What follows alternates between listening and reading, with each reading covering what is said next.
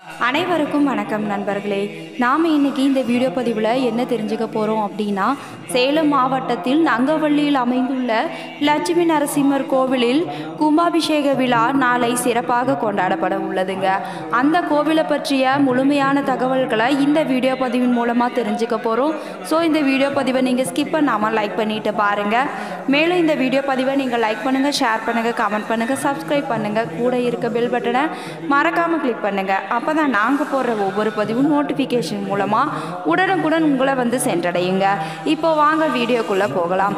வீடியோக்குள்ளே போகிறதுக்கு முன்னாடி உங்களுக்கு லட்சுமி நரசிம்மசாமியை ரொம்ப பிடிக்கும்னா ஓம் நரசிம்மரை போற்றி போற்றி என்று கமெண்டில் 3 முறை பதிவிடுங்க.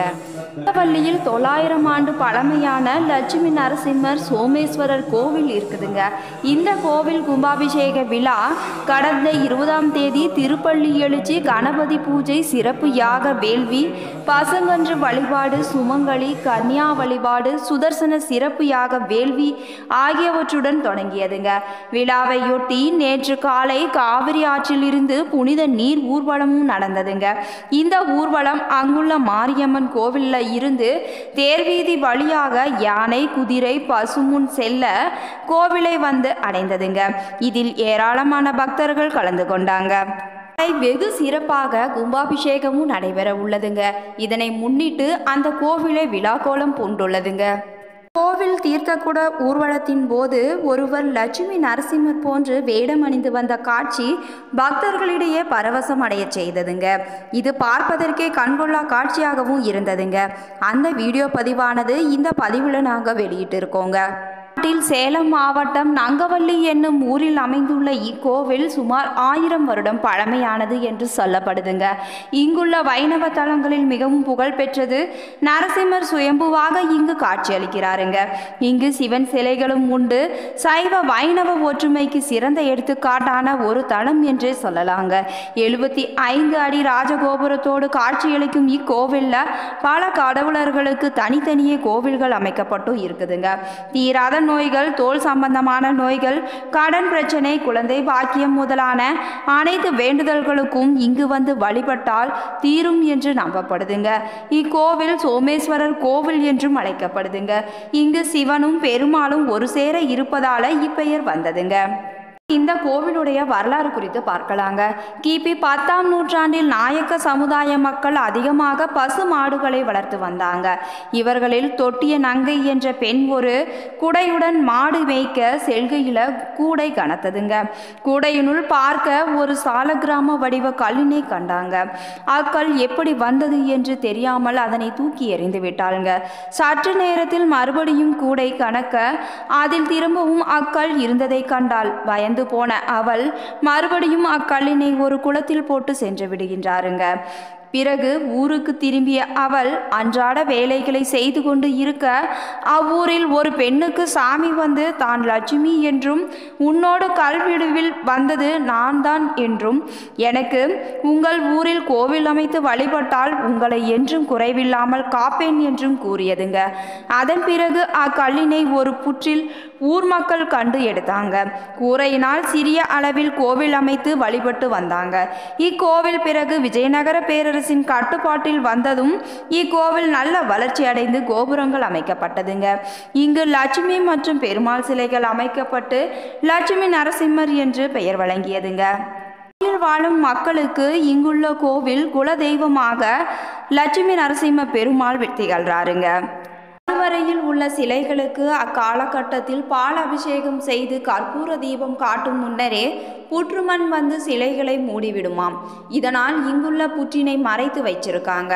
இப்புற்றில் எவ்வளவு தண்ணீர் ஊற்றினாலும் அது நிரம்பாது என்றும் சொல்றாங்க. இப்புற்று மண்ணினை தோல் நோய்கள் உள்ளோர் எடுத்து பூசினால் உடனே சரியாகிவிடும் என்று நம்பப்படுதுங்க.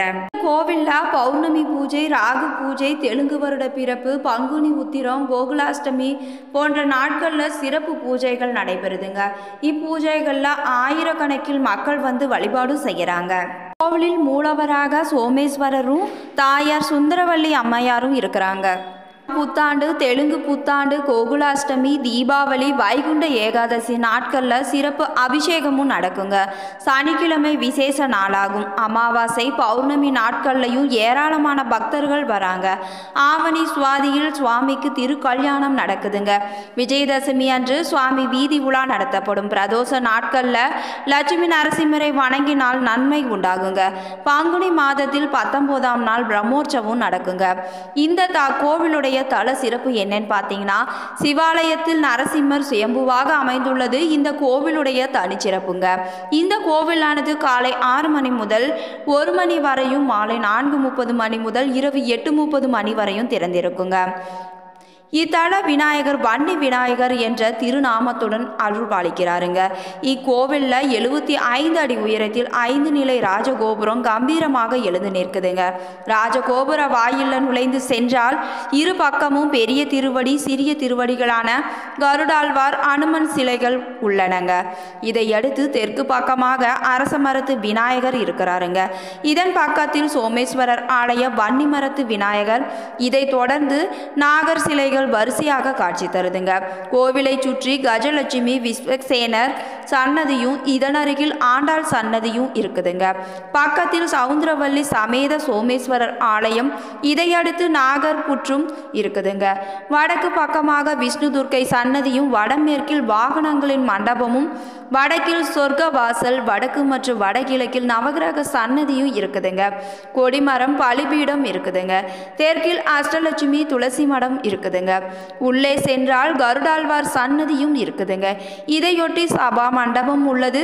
சபா மண்டபத்தின் வெளியே மேல் பகுதியில் லட்சுமி நரசிம்மர், பிரகலாதன், சிவன், பிரம்மா, விஷ்ணு முனிவர்களின் சுதை சிற்பங்களும், சபா மண்டபத்தின் உட்புறம் மேல் பகுதிகளில் சத்யநாராயணர், ஸ்ரீனிவாச கல்யாணம், ராதாகிருஷ்ணன், ருக்மணி, மகாவிஷ்ணு, நாரதர், அனந்தசயனம், பரதன் பாதுகை பெறுதல், ராமர் பட்டாபிஷேகம், அஷ்டலட்சுமி மற்றும் சிவன், பிரம்மா, விநாயகர், விஸ்வாமித்திரர் போன்ற முனிவர்கள் உட்பட பல சுதை சிற்பங்கள் காட்சி மேடையில் உள்ளதுங்க.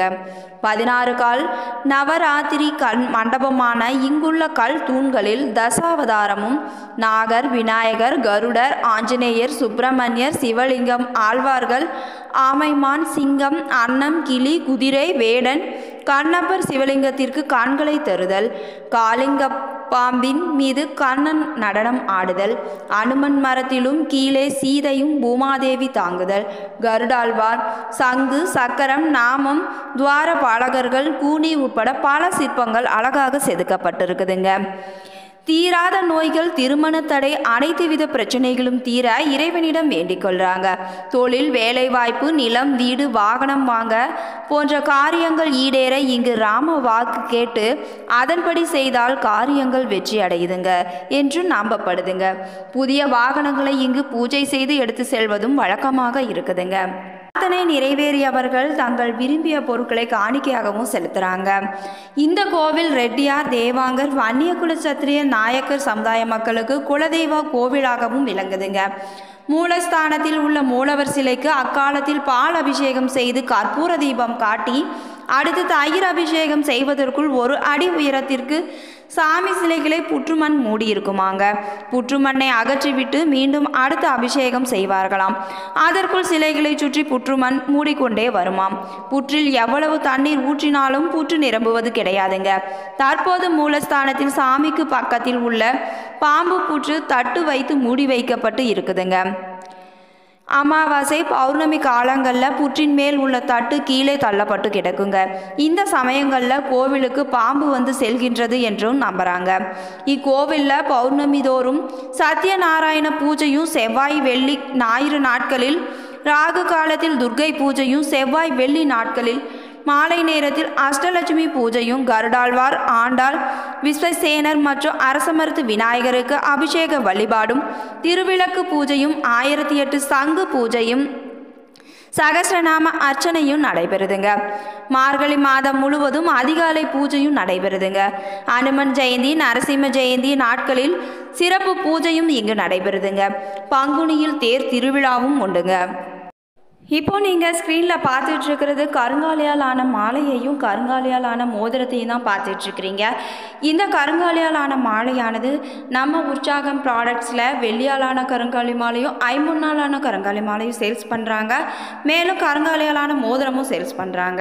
இந்த மோதிரமானது முழுவதுமாக பித்தளையால் ஆனது, மேலும் தங்கத்தால் முலாம் பூசப்பட்டிருக்குதுங்க. இந்த மோதிரத்தின் விலையானது ரூபாய் 250 மட்டுமே. தமிழ்நாடு முழுவதுமாக கொரியர் சர்வீஸும் பண்ணுறாங்க. கொரியர் சர்வீஸ் 50 ரூபாய் மட்டும்தாங்க. உங்களுக்கு இந்த பொருட்கள் வேணும்னு நினச்சிங்கன்னா ஸ்க்ரீனில் தெரிகிற வாட்ஸ்அப் நம்பருக்கு வாட்ஸ்அப் பண்ணி இந்த பொருட்களை நீங்கள் வாங்கிக்கலாங்க. இதை நாம் அணிவதால் நமக்குள்ள ஒரு நேர்மறை ஆற்றல் நம்முள்ள செலுத்தக்கூடிய ஒரு அற்புதமான மாலை தாங்க இந்த கருங்காலி மாலை. ஸோ இந்த கருங்காலி மாலையை வாங்கி நீங்களும் பயனடைங்க.